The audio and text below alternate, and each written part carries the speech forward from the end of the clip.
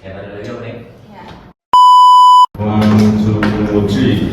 Halo guys, jadi di sini kita berempat bakal membuat podcast tentang Pergaulan bebas. pergaulan bebas.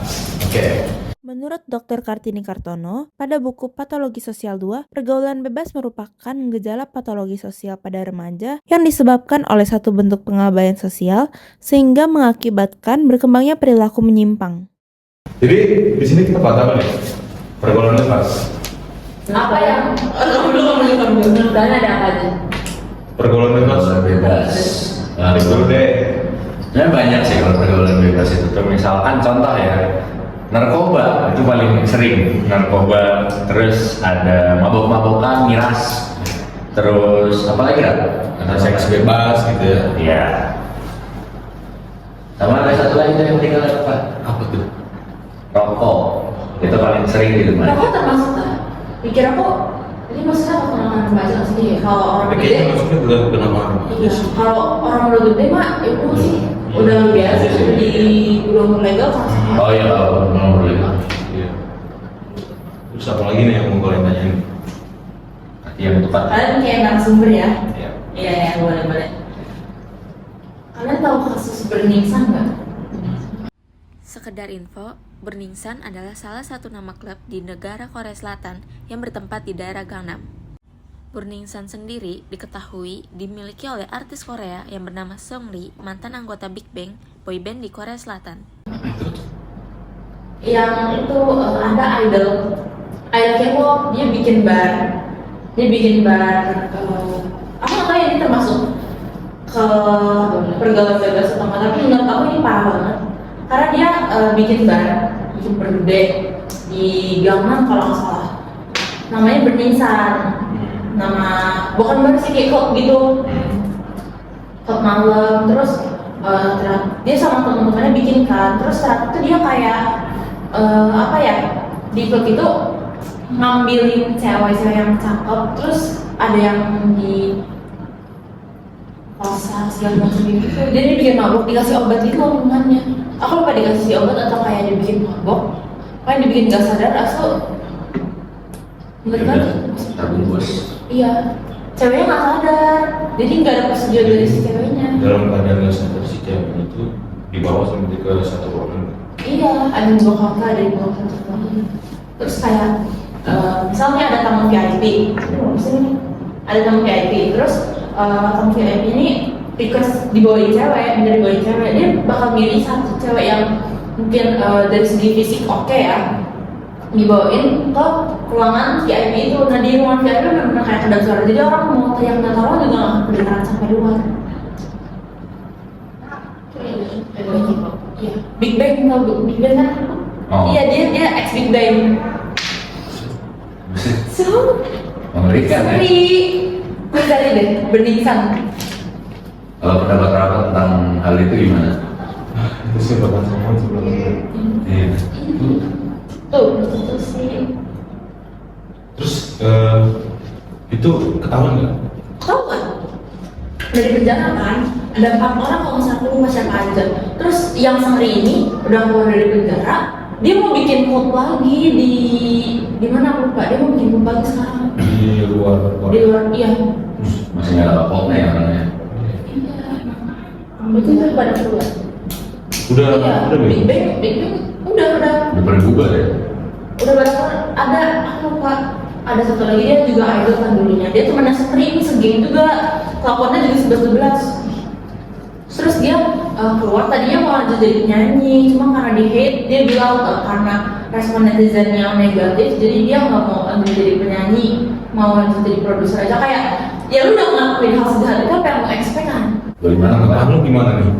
Kalau tanggapan dari gue sih ya itu kalau di Indonesia udah pasti kena undang-undang berlapis ya. Habis itu Tapi ini juga masih ini juga karena dia rumah ya.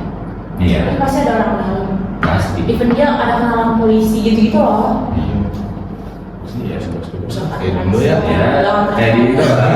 Tahu lah ya. Ya, gua harap itu kan udah nggak ada. Iya, yang bunuh diri.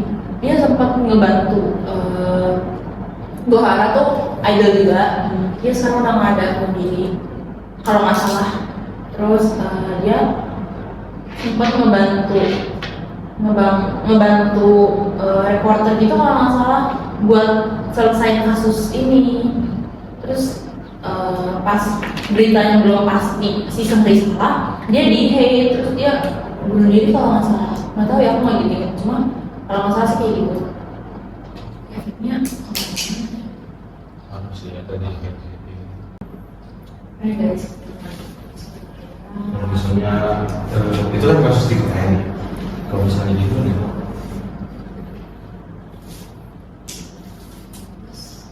Kalau dari pergaulan bebas sendiri sih banyak ya kan aktif Twitter kan, terus sering banyak yang cerita mereka Kayaknya gue udah contoh deh. kayak gitu. Inisial depannya Satria, belakangnya Mahathir. Oh, Itu paling gak benar di Indonesia. inisial banget ya itu ya. Gimana tuh? Jaksel habis. Gimana tuh? Terlalu bebas sih kalau gue bilang. Dia bukannya sempat masuk penjara? Iya, dia sempat masuk penjara karena kasus ini ya. Iya, gebukin anak DPR. tapi kan kayaknya kalau nggak salah bapaknya juga orang. Iya. Itu dia aparatur ya. Cuman dia keluar waktu itu karena posisinya udah berdamai ya, secara kekeluargaan juga. Dia tuh ngebukin anak DPR. Iya, waktu pas dia salah satu event acara. Pas tahun baruan. Iya. Pasti bangga banget ya kan. Bangga Banyak banget. orang. Dia tuh Iya, dia ada beberapa cewek masalah yang. Iya, saya ingat gue dia dijulukin bapak termuda. Karena dia ada bapaknya juga nggak sih? dia udah sempat punya anak dari beberapa cewek yang nggak ada status nikahnya. umur dia berapa sih? Saya ingat gue di 20-an. Udah awal. Masih muda banget, 20-an awal kok. Ya buat kalian yang nggak tahu, kalian bisa searching dulu di Google atau mungkin ngeliat dari beberapa Instagram, ada kok postingannya. Ya pasti udah tahu gak sih? Iya. Iya, seharusnya udah banyak ya berapa 90% orang Indonesia udah pada tahu. kalau misalnya ini tentang pergaulan bebas kan?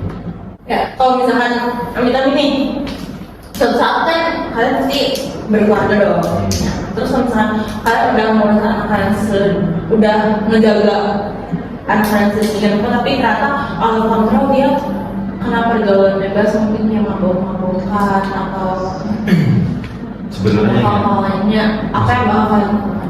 misalnya dari gue nih, kalau gue punya anak, gue ngebolehin dia nyobain, tapi asal bukan narkoba itu dari SMA. Cuman misalnya kayak alkohol tuh sebenarnya boleh, cuman harus ada gue. Iya, terus jangan sampai mabok. Jangan sampai mabok, terus gue batasi minumnya sama minuman yang diminum tuh yang boleh apa aja gitu. Misalnya kayak contohnya bir doang, kalau bir doang mah oke lah. Soalnya kan itu kan kandungan alkohol kan rendah ya, nggak bikin Iya. yang tinggi itu contoh kayak wine gitu, tikus, terus tequila, Ada alkohol, dia alkoholnya 50%. terus ada tequila, vodka, itu kan 40% kan. Itu misalnya minum 2 gelas udah mabuk. Yang penting dari pengawasannya ya. Jadi pasti gue awasin. Jadi nggak bisa macam-macam lagi. Soalnya Kalau dari gue sih sama kayak Rafa, cuman perbedaannya di pembatasan umur. Kalau menurut gue secara legalnya itu tuh dari 18 sampai 21 tahun. Jadi mungkin kalau pas misalkan gue punya keturunan, pasti gue bolehin asalkan saat itu nggak narkoba. Minum pun ada batasnya. Misalkan lu mau minum oke, boleh gue kasih, tapi 1 gelas aja atau 2 gelas itu udah cukup kalau menurut gue. Yang penting lu nyobain biar lu gak penasaran, udah sih itu. Iya, iya sih. nyobain hal semacam itu boleh misalnya. Terus kalau misalnya kalian mau kayak tanpa pengawasan orang tua gitu, karena kalian izin ke klub atau kayak ingin pergi ke klub, itu kan boleh nggak kayak bakal bolehin mereka pergi sama temennya yang ke klub gitu gak sih? Kalau dalam usia yang udah legal sih Udah boleh. legal sih. Ya boleh aja sesekali mah asalnya kalau sering. Kalau menurut gue selagi lu nggak ngerepotin orang tua lu sih gak apa-apa. Misalkan lu mau ke sana, yang penting lu izin ya pasti. Iya. Kalau pas misalkan tadi dibolehin pun ya udah. Sama yang kedua ya lu berusaha nyari duit lu sendiri. Kalau misalnya anak gue udah bisa punya penghasilan sendiri ya ngapain gue harus itu lagi, dia udah bisa tanggung jawab sendiri gitu. Dia udah tahu resikonya gimana, dia udah bisa menanggung resikonya. Berarti yang berpengaruh dari pendidikan juga nggak sih? Iya. Dari itu lingkungan sekitar juga.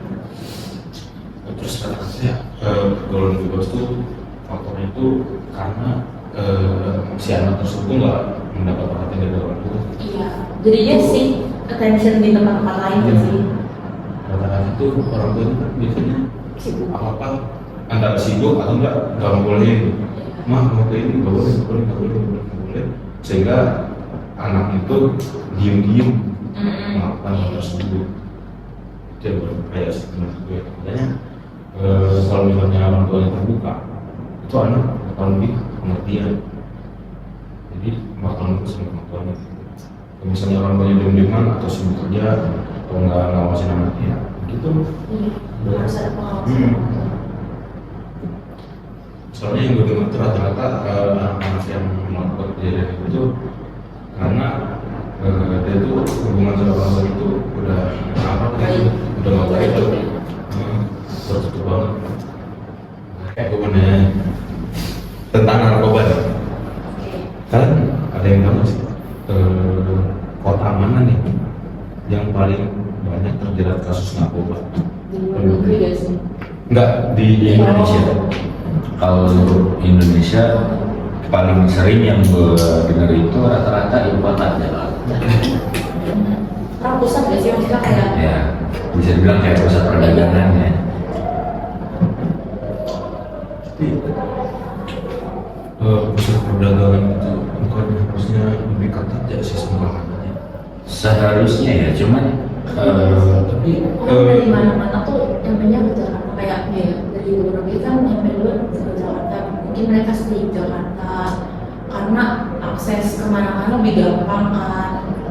setahu gue tuh ya orang rata-rata ngirim barang itu kayak narkoba gitu datang itu dari jalur Sumatera.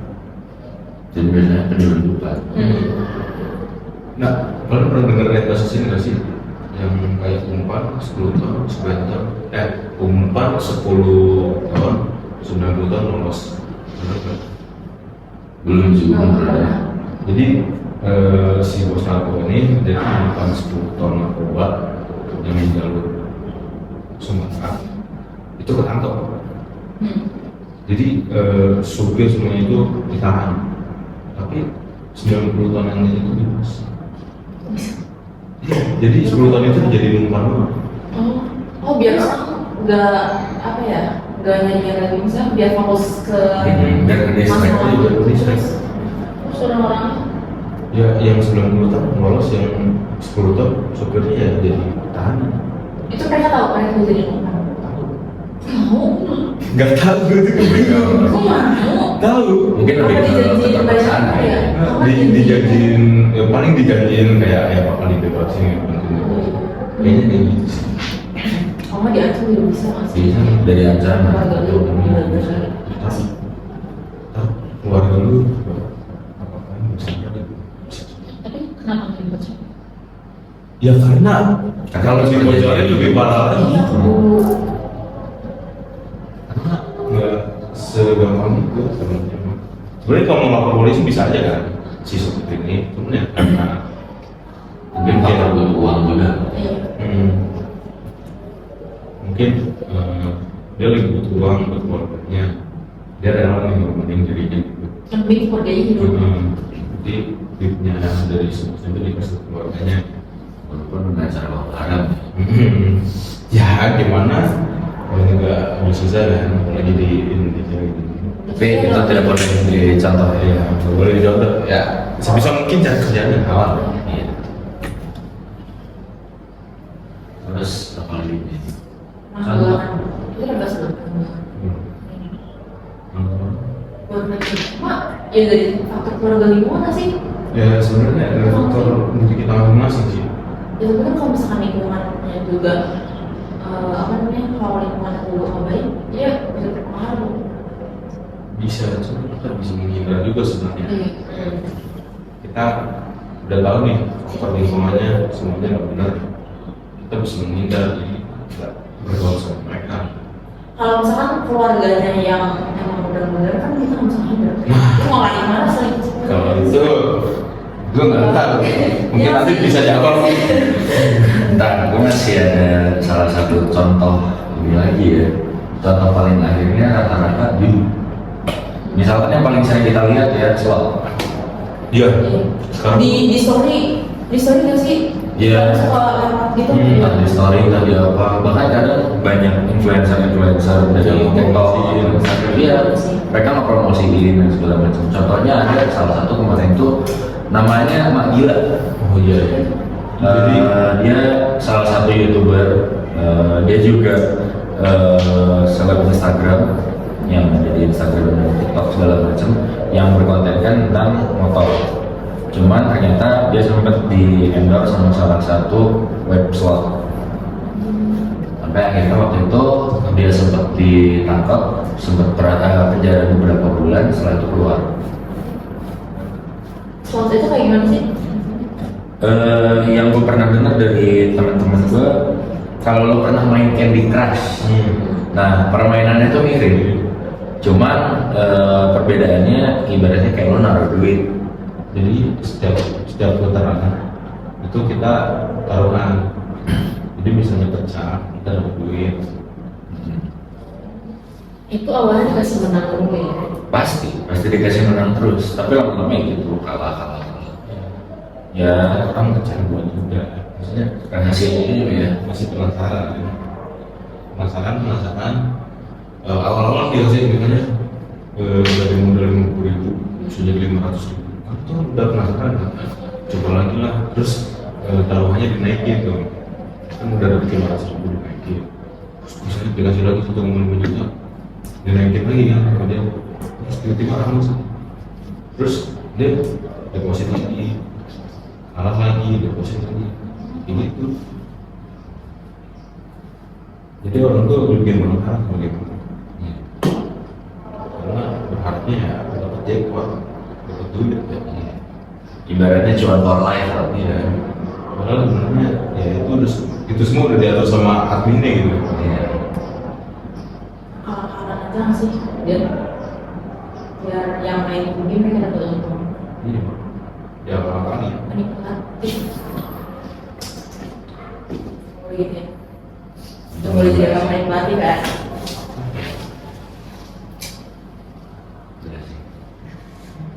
Udah sih, baik segitu doang ya. Kita ada pembahasan lain? Ada. Ininya apa namanya? Kan tadi penanggulangan. Terus ini gimana cara apa sih? Ya solusinya.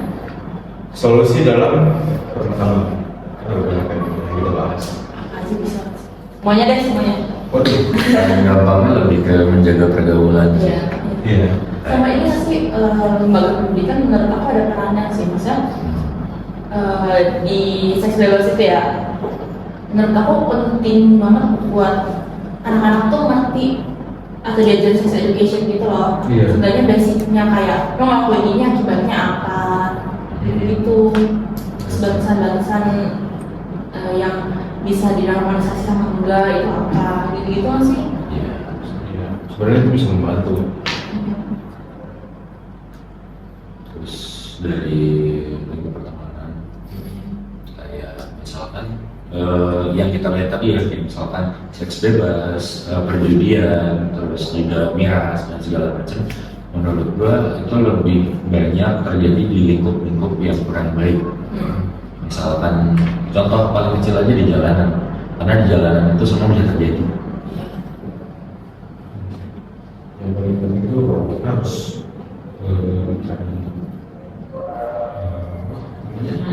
perkembangan yang baik gitu, jangan mau ke pergaulan yang buruk. Imannya juga harus kuat. Jangan gampang tergoda intinya. Ya, karena kalau udah terjerumus tuh udah susah sebenarnya.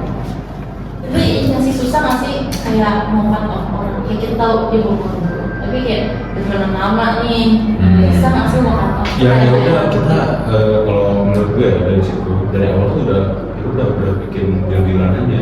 Misalnya misalnya nih lu ngerokok, gua enggak, nah kita udah bikin deal kalau misalnya lu nongkrong jangan tawarin gua rokok gitu.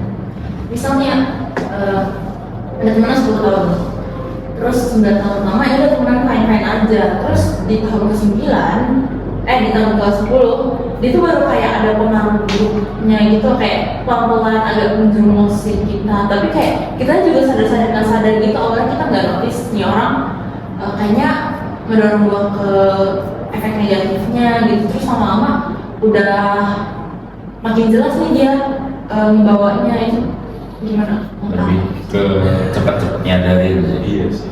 Cepat-cepat menyadari, jadi harus tetap waspada kayak gitu. Kita misalnya ada yang gitu ya, menurut gue ya, saran dari gue tuh cari kesibukan biar kita nggak Nggak sering-sering iya, ketemu iya. gitu. Jadi misalnya dia jatuh nongkrong, terus ditelepon kan, mau nongkrong nggak? Terus kita tinggal, sorry itu ada kerjaan, ada acara ini gitu, buat menghindari ya menurut gue ya. Jadi nggak cut off secara pelan-pelan. Itu bisa di sekolah. Ya kalau ketemu terus, misalnya harus kerjaan atau Ya, kalau di sekolah sih masih banyak alasan ya, contohnya ya, contohnya satu, sorry ya gue harus membantu orang tua gini itu masih bisa sebenarnya. Kalau sorry ya, gue banyak tugas. Ya. Mungkin teman kan gak cuma satu, pasti ada banyak. Sorry ya sih ini udah ngajak duluan gitu, bisa sebenarnya. Dengan berbagai alasan kalau masih Iya. sekolah itu. ya kita harus berani ambil keputusan dulu nggak sih? Iya. Iya, jangan ayo. Jangan manut-manut. Iya. Jangan terlalu dulu. Hmm. Segitu aja. Kiranya dari podcast kita kali ini. Terima kasih sudah menonton.